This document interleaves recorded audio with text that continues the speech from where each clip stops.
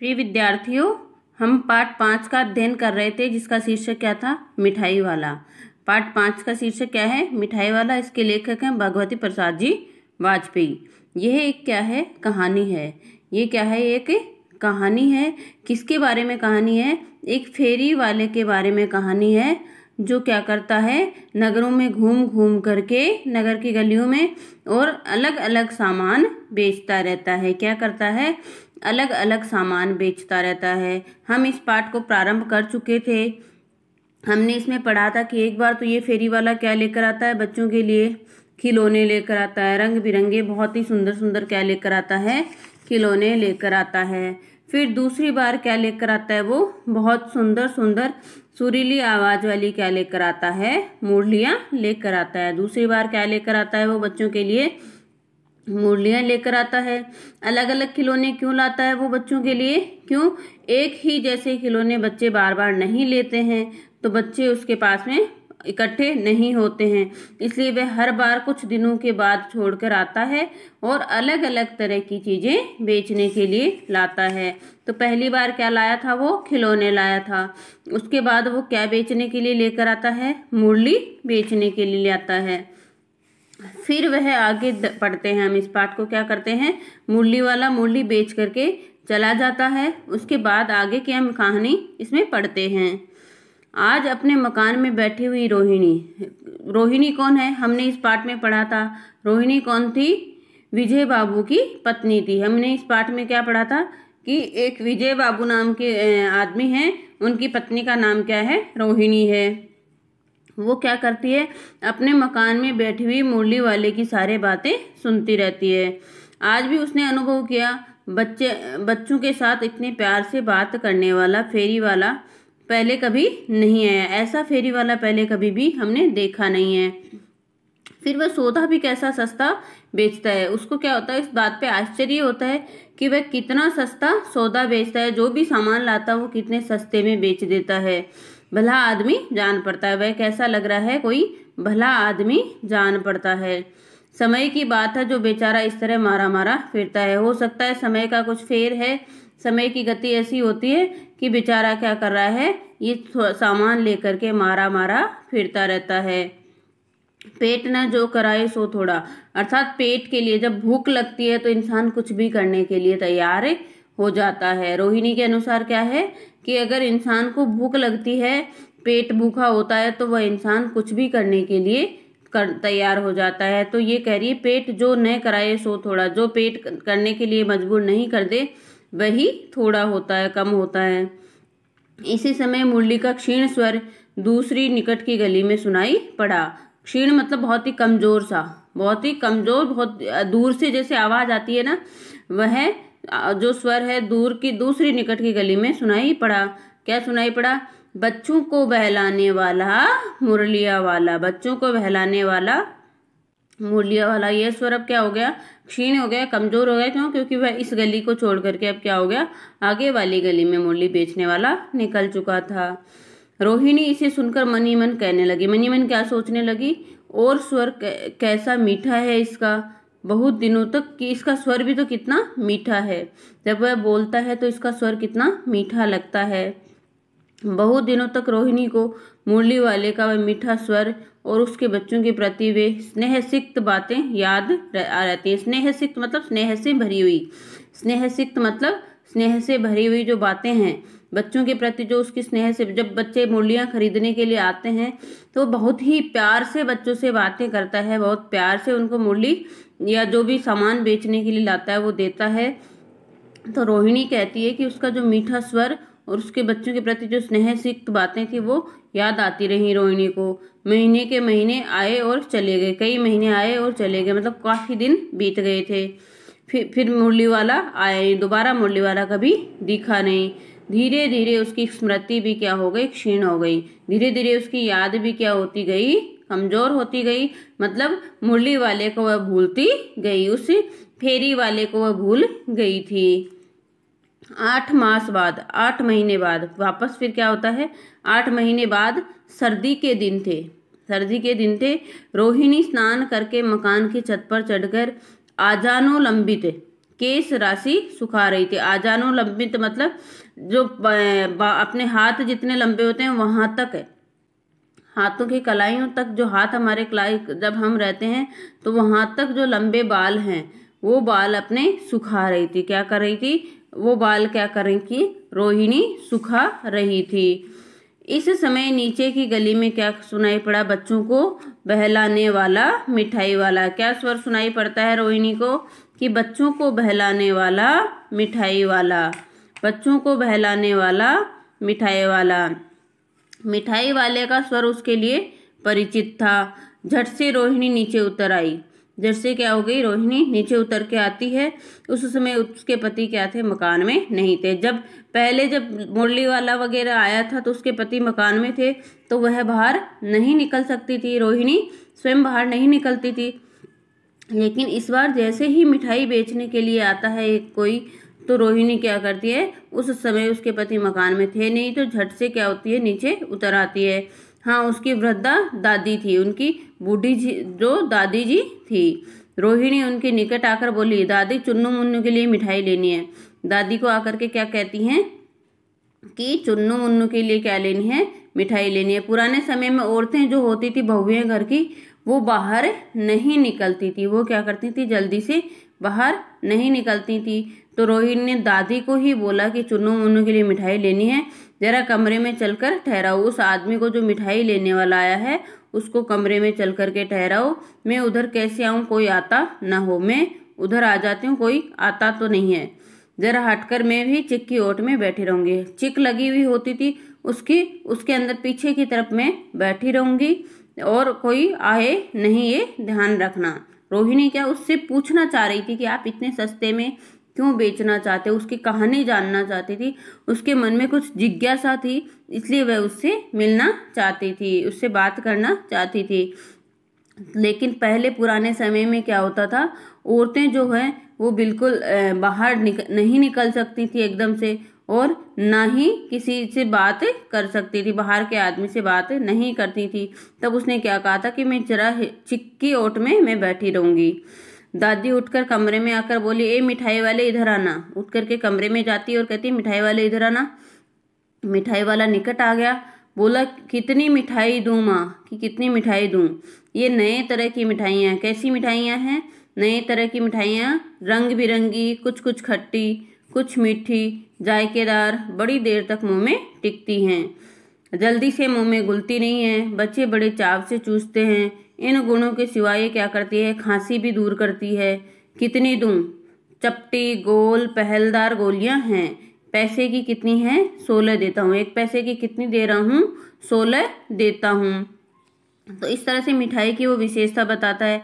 इन सब से हमें क्या लगता है कि वो बहुत ही अच्छा जो है, क्या है? बेचने वाला है, बहुत ही अच्छा जो है व्यापारी है। क्यों? क्योंकि व्यापारी की विशेषता होती है कि अपनी चीज़ों की इतने अच्छे से वो बताते हैं। तो इसने भी क्या किया है? मिठाई वाले ने भी अपनी मिठाई के बारे में बहुत ही अच्छे से बताया है कि रंग बिरंगी है, खट्टी है, मीठी है, जायकेदार है, बड़ी देर तक मुंह में टिकती हैं, जल्दी से मुंह में घुलती नहीं है, बच्चे बड़े चाव से इसे चूसते हैं। इन गुणों के सिवाय और क्या करती है? खांसी भी दूर करती है। वो पूछता है कि कितनी दूं? दादी बोलती है 16 तो बहुत कम है। उसने कहा था 1 पैसे की क्या करते हूँ? 16 देता हूँ। तो दादी क्या बोलती हैं? बूढ़े लोगों की आदत होती है कि 1 पैसे की 16 तो बहुत कम है, भला 25 तो दे देते। मिठाई वाला कहता है, नहीं दादी, अधिक नहीं दे सकता, इतना भी देता हूँ। ये अब मैं तुम्हें क्या खैर में अधिक न दे सकूंगा। जो ये भी दे रहा हूँ ये भी मुझे मतलब फायदा नहीं दे रही है। वो आगे ये कहना चाह रहा था लेकिन उसने बीच में छोड़ दी। वो कह रहा है, खैर मैं अधिक नहीं दे सकूंगा, इससे ज्यादा नहीं दे सकूंगा। रोहिणी दादी के पास ही थी, वहीं खड़ी हुई थी। बोली, दादी फिर भी काफी सस्ता दे रहा है, 4 पैसे की ले लो, ये पैसे रहे। रोहिणी दादी को पैसे देती है और कहती है कि 4 पैसे की ले लो, फिर भी ये क्या कर रहा है? सस्ती दे रहा है। तो दादी क्या करें? तो 4 की दे दो। अच्छा 25 नहीं 20 तो दे दो। दादी माँ फिर उससे कह रही है कि 25 तो नहीं 20 तो दे दो। अरे हाँ, मैं बूढ़ी हुई, मोल भाव अब मुझे ज्यादा करना नहीं आता। मैं तो क्या हो चुकी हूँ? बूढ़ी हो गई हूँ, मुझे ज्यादा मोल भाव नहीं करना आता है। कहते हुए दादी के पोपले मुंह में जरा सी मुस्कुराहट फूट पड़ी। उसको कहते हुए जैसे मिठाई वाले को वो कह रही थी तो पोपले मुंह मतलब उसके मुंह में दांत नहीं थे और उन मुस्कुराने लग गई थी। रोहिणी ने दादी से कहा, दादी इससे पूछो तुम इस शहर में और कभी भी आए थे या पहली बार आए हो? यहाँ के निवासी तो तुम हो नहीं। रोहिणी क्या करती है, उसके बारे में जानकारी निकालना चाहती है तो दादी के माध्यम से कह रही है कि इससे पूछो कि शहर में और पहले भी कभी आए थे क्या या फिर पहली बार आए हो, क्योंकि यहाँ के तो तुम लगे नहीं रहे हो। तो दादी के इस कथन को दोहराने की चेष्टा की थी कि मिठाई वाले ने वो सुन ली। मिठाई वाले ने उसकी बात सुन ली, उत्तर दिया, पहली बार नहीं, मैं कई बार आ चुका हूँ। तो रोहिणी चिक्की आड़ से बोली, पहले यही मिठाई बेचते हुए आए थे या कोई और चीज लेकर? कि पहले क्या मिठाई लेकर के ही आए थे या कोई और चीज लेकर भी आए थे? तो मिठाई वाला हर्ष, संशय और विस्मय भावों से, हर्ष मतलब बहुत खुश होकर, संशय और विस्मय मतलब आश्चर्य के भाव में डूबकर हुआ बोलता है, इससे पहले मैं मुरली लेकर आया था और उससे पहले क्या लेकर आया था? मैं खिलौने लेकर आया था। तो रोहिणी का अनुमान ठीक निकला कि ये वही फेरी वाला है। अब तो वह उससे और कुछ भी बहुत बातें पूछने के लिए क्या हो चुकी थी, बेचैन हो चुकी थी। अस्थिर हो उठी मतलब बेचैन हो चुकी थी। वह बोली, इन व्यवसायों में भला तुम्हें क्या मिलता है? भाई इन छोटे से व्यवसाय से तुम्हें क्या प्राप्त होता है? तो वो बोलता है, मिलता भला क्या है, यही खाने भर को मिल जाता है। कभी कभी कभी नहीं भी मिलता है खाने को, पर हाँ क्या क्या मिलता है? संतोष, धीरज और कभी कभी असीम सुख जरूर मिलता है। मुझे इन सब चीजों में क्या मिलता है? संतोष की प्राप्ति होती है, धीरज प्राप्त होता है मतलब धैर्य बना रहता है मेरा, और कभी कभी बहुत अधिक असीम मतलब जिसकी कोई सीमा नहीं हो, ऐसा सुख मुझे जरूर मिलता है और मैं यही चाहता हूँ। तो वो बोलती है, सुख कैसे? वह भी बताओ भाई, आपको इससे सुख कैसे मिलता है, वह भी बताओ। तो वो कहता है, अब व्यर्थ उन बातों की चर्चा करूं, उन्हें आप जाने ही दें, उन बातों को सुनकर आपको दुख ही होगा। क्या कह रहा है कि आप मैं ऐसी बातों की चर्चा नहीं करना चाहता हूं, आप पीछे की बातों को जाने दो, आपको भी सुनकर के बहुत दुख होगा। तो वो कह रही, जब इतना बताया तब और भी बता दो, मैं बहुत उत्सुक हूँ, मैं आपके बारे में जानने के लिए क्या हूँ, बहुत उत्सुक हूँ। तुम्हारा जो भी हर्जा, तुम्हारा नुकसान नहीं होगा। भाई तुम यहाँ बैठ करके अपना टाइम खराब करोगे तो उसका नुकसान नहीं होगा, मैं मिठाई तुम्हारी और भी ले लूंगी। अर्थात तो उसका मन बहुत जिज्ञासु हो रहा था उस फेरी वाले के बारे में जानने के लिए। अतिशय गंभीरता के साथ मिठाई वाले, अत्यधिक गंभीरता के साथ मिठाई वाला क्या कहता है, मैं भी अपने नगर का एक क्या होता था, प्रतिष्ठित आदमी, बहुत इज्जत वाला आदमी था। मकान, व्यवसाय, गाड़ी थे, घोड़े थे, नौकर चाकर सभी कुछ थे, स्त्री थी मतलब पत्नी थी, छोटे छोटे मेरे 2 बच्चे थे। मेरा वह क्या था, सोने का संसार था। जो फेरी वाला है वो कैसा था, पहले नगर का एक प्रतिष्ठित आदमी था, मकान थे उसके पास, व्यवसाय था, गाड़ी घोड़े नौकर चाकर सभी कुछ थे, पत्नी थी उसकी, 2 छोटे छोटे बच्चे थे। वह क्या करा, मेरा जो था वो संसार सोने का संसार, बहुत अत्यधिक सुखी संसार था मेरा। बाहर संपत्ति का वैभव था, भीतर सांसारिक सुख भी था। स्त्री मेरी जो थी, पत्नी बहुत सुंदर थी और मेरी प्राण थी, अर्थात उसमें मेरी जान बसती थी, बहुत अधिक मतलब प्रेम था हम में। बच्चे ऐसे सुंदर थे जैसे सोने के क्या हो, सजीव खिलौने हो, ऐसे लग रहे थे, इतने सुंदर थे जैसे सोने के खिलौने बना करके उनमें जीवन डाल दिया हो। उनकी अटखेलियों के मारे घर में कोलाहल मचा रहता था। उनकी अटखेलियां मतलब खेलते थे वो, जो भी उनकी खेलने नटखटपन जो था उसके मारे जो है घर में क्या होता रहता था, हमेशा कोलाहल मचा रहता था। समय की गति, ये क्या है, एक समय की गति होती है, समय का फेर होता है, विधाता की एक अलग ही लीला होती है कि अब उनमें से कोई भी नहीं है। किसी हादसे में वो तीनों ही चले गए, उनमें से अब इस संसार में कोई भी नहीं है। फिर वो बताता है दादी को कि दादी प्राण निकाले नहीं निकले, मतलब उन लोगों के बाद में मेरे जो प्राण है वो निकाले ही नहीं निकले, इसलिए अपने उन बच्चों की खोज में मैं निकला हूँ। वे सब अंत में होंगे तो यहीं कहीं। वो क्या कह रहा है कि मैं अपने बच्चे जो इस संसार में अब नहीं है, उन बच्चों की खोज में निकला हूँ। वो होंगे तो इसी जगह पे, आखिर कहीं ना कहीं तो जन्मे होंगे। वो क्या कह रहा है कि वो अगर वो नहीं है इस संसार में तो कहीं ना कहीं तो उन्होंने वापस जन्म लिया होगा। उस तरह रहता हूँ घुल मिलकर, जन्मे तो यही होंगे, उस तरह रहता घुल कर मरता, कि या तो मैं इस तरह रह करके घुट घुट कर मरता अकेला घर में रह करके, या फिर मैं क्या करता, इस तरह संतोष और सुख के साथ मरूंगा, बच्चों के साथ अपना जीवन बिता करके। इन जो बच्चों के साथ, इन बच्चों को मैं जो सामान देता हूँ, जो खिलौने वगैरह देता हूँ, उनसे मुझे जो असीम सुख प्राप्त होता है, तो मैं क्या करूंगा, सुख और संतोष के साथ मरूंगा। अगर मैं अकेला रहता तो क्या होता, घुट घुट करके मर जाता। इस तरह के जीवन में कभी कभी अपने उन बच्चों की एक झलक सी मुझे मिल जाती है। ऐसा जान पड़ता है जैसे वे इन्हीं में उछल कूद कर रहे हों, हंस खेल रहे हों। पैसों की मेरे कोई कमी नहीं है, आपकी दया से मेरे पास पैसे बहुत हैं। जो नहीं है वो इस तरह का, उसी को मैं पाने के लिए यहाँ पर फेरी लगाने के लिए आ जाता हूँ। रोहिणी ने मिठाई वाले की ओर देखा, उसकी आंखों आंसुओं से तरती, उसकी आंखें जो है काफी आंसू बह रहे थे आंखों से। इसी समय चुन्नू मुन्नू आ गए। रोहिणी से लिपट कर उसका आंचल पकड़कर बोले, अम्मा मिठाई। रोहिणी को पकड़ करके क्या कहते हैं कि अम्मा मिठाई दो। मिठाई वाला कह रहा है मुझसे ले लो। यह कहकर तत्काल कागज की 2 पीढ़ियां मिठाइयों से भरी हुई मिठाई वाले ने चुन्नू मुन्नू को दे दी। रोहिणी ने भीतर से पैसे फेंक दिए तो मिठाई वाले ने पेटी उठाई और कहा, अब इस बार ये पैसे मैं नहीं लूंगा, इस बार तो मैं ये पैसे नहीं लूंगा। तो दादी बोली, अरे अरे नए अपने पैसे लिए जा भाई। दादी क्या कहती है कि अपने पैसे लिए तेवा जा, लेकिन वो जब उन बच्चों को 2 मिठाई देकर गया, उनके पैसे उसने नहीं लिए।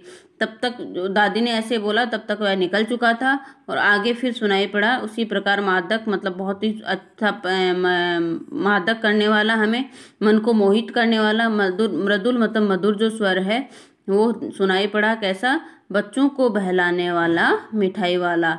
इस प्रकार से ये एक फेरी वाले की बहुत ही अच्छी कहानी थी कि वह किस तरह से आदमी जो है फेरी वाला बनता है अपने असीम सुख प्राप्त करने के लिए। पैसे वाला होने के बावजूद भी वो शांति प्राप्त करने के लिए, बच्चों के बीच रहने के लिए वो क्या करता है, एक फेरी वाले का कार्य करता है। इसके प्रश्न हम अगले वीडियो में करेंगे। इस पाठ को फिर दोबारा पढ़ना, बहुत अच्छी कहानी है। आगे इसके जो भी OBT आपको प्राप्त होती हैं उनको आप पूर्ण करना। धन्यवाद।